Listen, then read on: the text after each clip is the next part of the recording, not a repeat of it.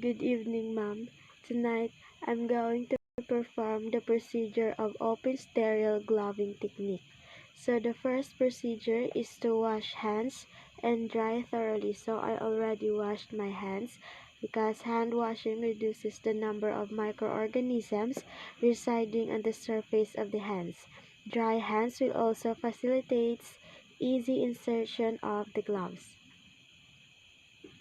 The second procedure is to select the appropriate size of gloves. So the size of my gloves is size 6 because the properly fitted gloves enable you to work properly and provide comfort. The third procedure is to prepare adequate work area and a waist level. Adequate working area will minimize chance of contamination by accidental touching of unsterile surfaces. Sterile things held below waist level are considered contaminated by the principle of gravity. So the fourth procedure is to remove outer package wrapper by carefully peeling apart sides.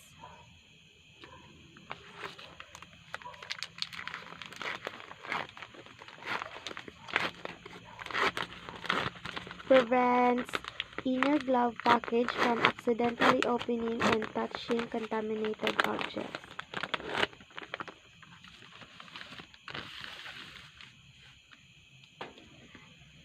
The fifth procedure is to grasp inner package and lay it on a clean flat surface just above waist level. Open gloves, keeping gloves inside wrapper. Sterile objects held below the waist are considered contaminated. Inner surface of the gloves, the package considered sterile. Excuse me.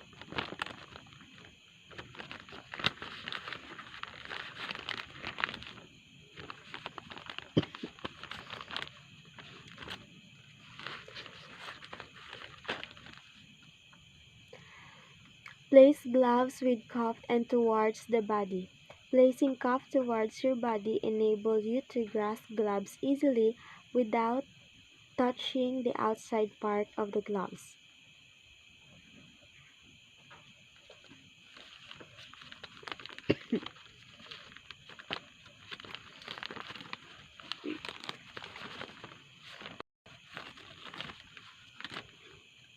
If gloves are not pre-powdered, take packet of powder and apply lightly to the hands over a sink or waste basket. Powder allows gloves to slip on easily, so this glove is already a pre-powdered.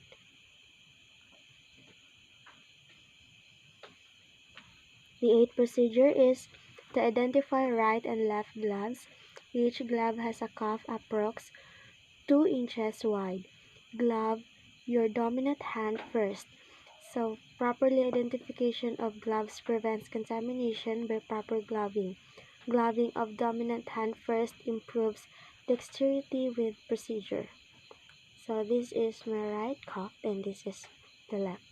The ninth procedure, with the thumb and the 2 fingers of the non-dominant hand, touches only the inside surface of the gloves. Inner edge of the cuff will lie against the skin that is not considered sterile.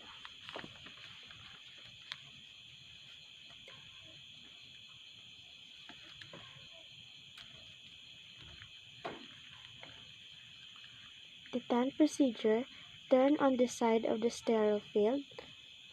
Turning the side of the sterile field or stepping one step backward will prevent you from touching any unsterile part of the working area.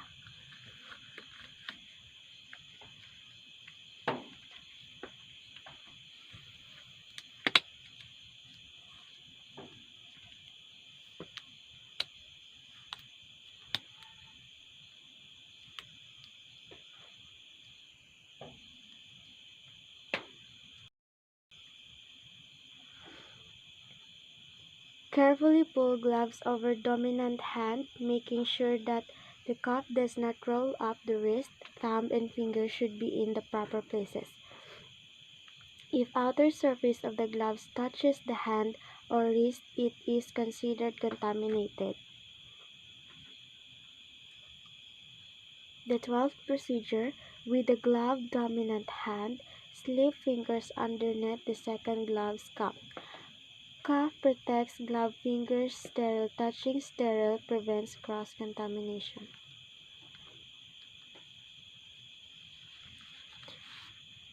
Turn to the side of the sterile field and pulse on the gloves. This will prevent you from touching any unsterile surface of your working area, which will contaminate your sterile gloves.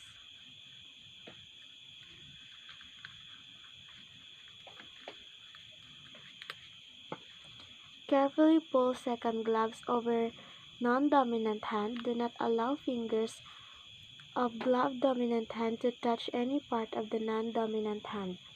Abduct the dominant thumb. Contact of gloves hand with exposed hand results in contamination. Unroll cuff, touching only outside of the gloves. Touching only outside of the part of the gloves will maintain the sterility of the gloves.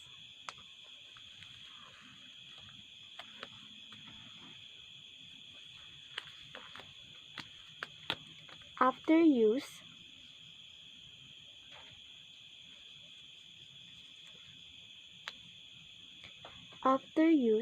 remove gloves by turning them out without touching the outside surface with bare hands.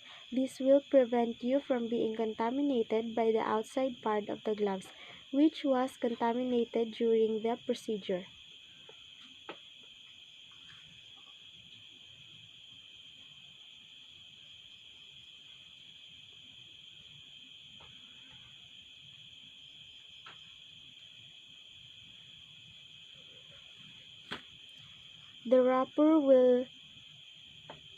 The 17th procedure, drop used gloves into wrapper.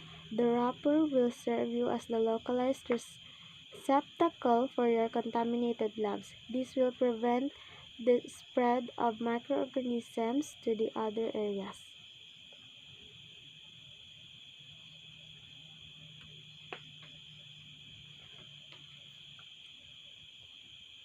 Roll gloves into wrapper and dispose properly. Proper disposal of contaminated materials will prevent the spread of infection to the rest of the members of the health team and patients.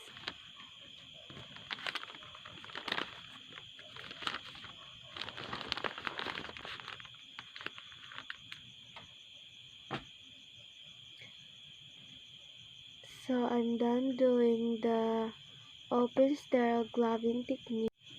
So the last procedure is to wash your hands and dry thoroughly.